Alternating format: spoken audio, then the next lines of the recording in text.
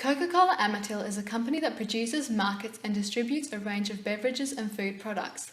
The company began operations in 1938. Coca Cola Amatil produces a range of beverages, however we will just be focusing on the 600ml version of the full sugar Coca Cola for our assignment. Coca Cola Amatil distributes their products across Australia and has 17 warehouses and 11 production facilities around Australia. The company's headquarters are located in Sydney. In the soft drink market, the original full sugar Coca Cola is not targeted at a specific group of people. However, the beverage is consumed mainly by 14 to 50-year-olds. As of 2014, 19% of the Australian population aged 14 or over consume Coca Cola at least once a week. And 49% of the Australian population aged 14 or over consume soft drink at least once a week. Coca Cola can be purchased from supermarkets such as Coles and Woolworths, soft drink and prepackaged food wholesaling, restaurants, cafes, bottle shops, through online shopping such as Amazon, as well as pubs, bars and nightclubs. Within the soft drink market, Coca Cola Amatil Limited holds 54.3% of the market share. Asahi Holdings Australia Pty Ltd holds 24.3% of the market share. The rest of the market is grouped together and holds a market share of 21.4%.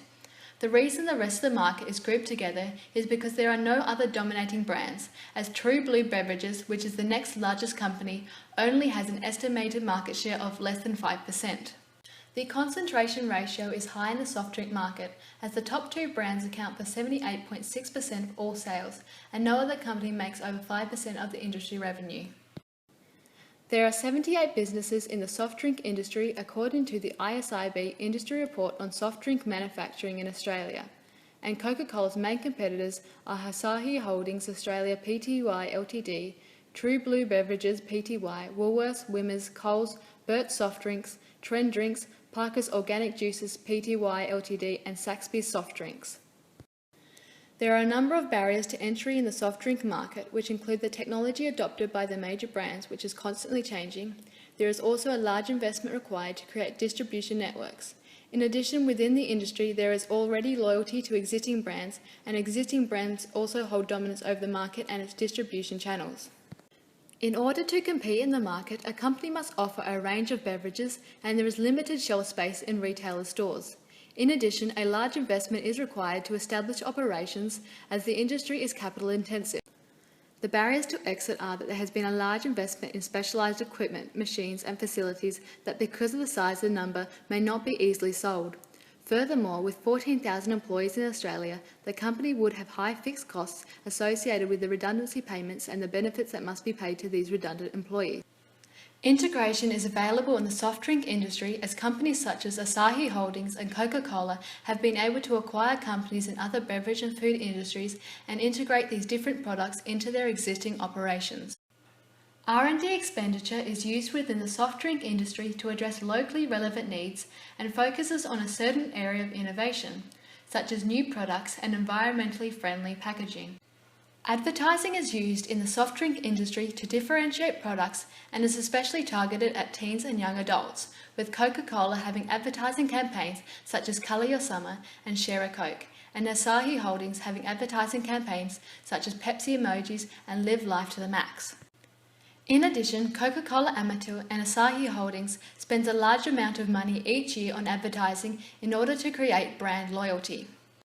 There is cooperation within the soft drink industry amongst sugar manufacturing, syrup concentrate producers, metal drum, can and bin manufacturing, the producers of soft drinks, and the retailers such as supermarkets, cafes and restaurants.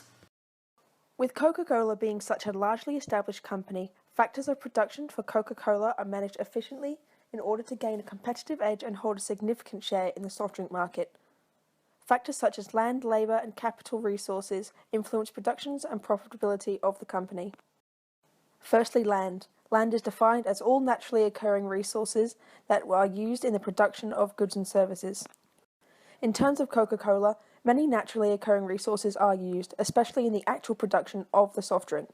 The main ingredient, high fructose corn syrup, is derived from corn and sugar cane, which are naturally occurring. Additionally, water, the second main ingredient, is also naturally occurring and is used to create the final product. Availability of the aforementioned resources can be adjusted in the short run to alter the output by either increasing or decreasing. Secondly, labour. The production process is heavily dependent upon human resources. When managed effectively, production, distribution, and development is efficient and profitable. Coca Cola employs over 700,000 people worldwide across various areas of the company. Labour is important at all stages of production. The harvest of the raw materials in order to produce ingredients to make the final product. The operation of machinery in factories is a product of labour, and they are responsible for making, packaging, labelling, and distribution of the product. Additionally, human product is also present in all other areas of the company, such as marketing, operations, and distribution. Human capital can be also adjusted in the short run to impact manufacturing output. When human capital is managed effectively, profitability increases. Capital resources play a huge part in production of soft drink Coca Cola. Capital resources include machinery, equipment, tools, and factory space.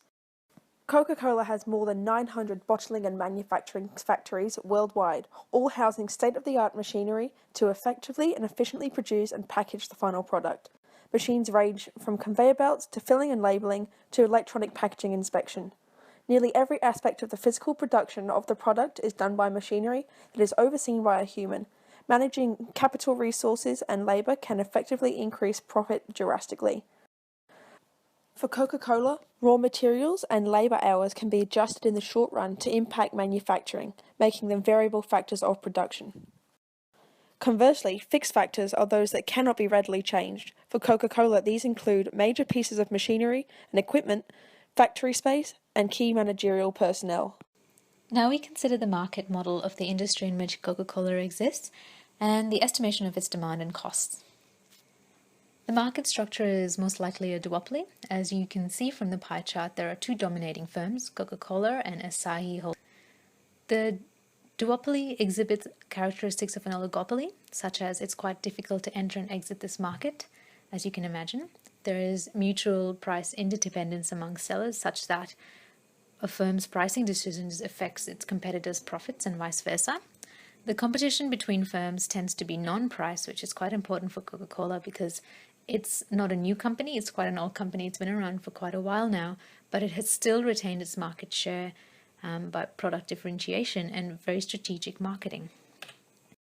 Because Coca-Cola has such an extensive range of products, we have decided, for the sake of this presentation, to limit ourselves to the original 600 ml Coca-Cola bottle. Therefore, Q is defined as the number of 600 ml bottles of Coca-Cola sold per week. When estimating the demand for Q, it is important to consider all price and non-price determinants. Here, Q is a function of P, which is the price of a 600 ml bottle of Coca-Cola, I, the per capita income of the target market, PC, the price of a 600 ml bottle of Pepsi, which is Coca-Cola's main competitor, A, the advertising of the product itself, and L, the number of Coca-Cola retailers. It is important to remember that there can be issues in estimating demand for Q. It starts with your data collection. Do you have sufficient data? And is your data an accurate representation of the population?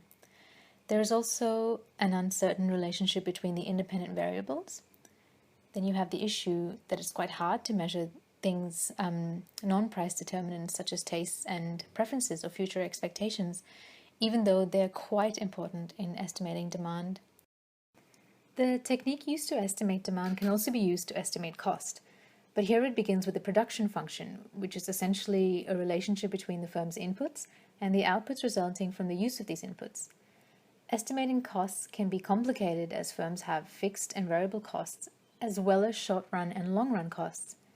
Simply put, Q is a function of X and Y, where X are your variable costs such as raw materials, wages, label printing, etc., and Y are your fixed costs, land rents, machinery, depreciation, etc. It is important to remember that in the long run, your fixed costs can turn into variable costs. Just as with estimating demand, estimating cost also has its issues. Future uncertainty in a changing market is probably the most important, as no matter how thorough your data collection or how well you've ascertained your variables, you cannot predict the future. Just as how you cannot predict how tastes and preferences will change.